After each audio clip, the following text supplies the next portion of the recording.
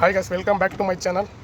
So ತುಂಬ ದಿವಸ ಆಯಿತು ವೀಡಿಯೋ ಹಾಕಿ, ವೀಡಿಯೋ ಮಾಡೋಕ್ಕೆ ಟೈಮ್ ಸಿಗ್ತಾ ಇಲ್ಲ. ಸೊ ಈ ಗಾಡೀಲಿ ಏನು ಕಂಪ್ಲೇಂಟ್ ಅಂತ ನೋಡಿದ್ರೆ, ಗಾಡಿ ರನ್ನಿಂಗಲ್ಲಿ ಜರ್ಕ್ ಹೊಡಿತಾ ಇತ್ತು.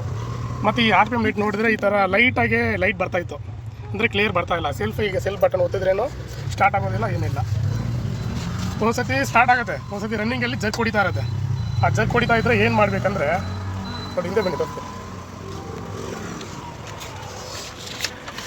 ಹಿಂದೆ ಡೋರ್ ಓಪನ್ ಮಾಡ್ಕೊಳ್ಳಿ. ಸೊ ಪ್ಲಗ್ಗು ಹೋಗಿದ್ರೇನೋ ಜರ್ಕ್ ಬರುತ್ತೆ, ಬಟ್ ಪ್ಲಗ್ಗುದು ಇವ್ರದ್ದು ಪ್ರಾಬ್ಲಮ್ ಇಲ್ಲ. ಇಲ್ಲಿ ನೋಡಿ ಒಂದು ಶಬ್ದ ಬರ್ತಾಯಿದೆ, ಏನೋ ಒಂಥರ ಫ್ಯಾನ್ ಓಡೋ ಥರ ಶಬ್ದ ಬರ್ತಾಯಿದೆ. ನಿಮಗೆ ಕೆಲಸ ಇದೆ ಅಂದರೆ ಅನಿಸ್ತಾ ಇದೆ ನನಗೆ.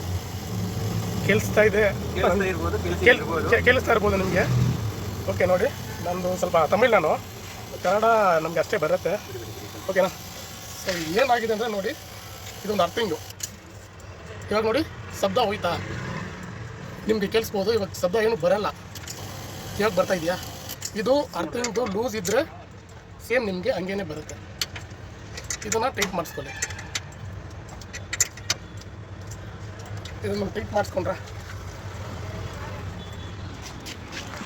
ಆಮೇಲೆ ಸೀದಾ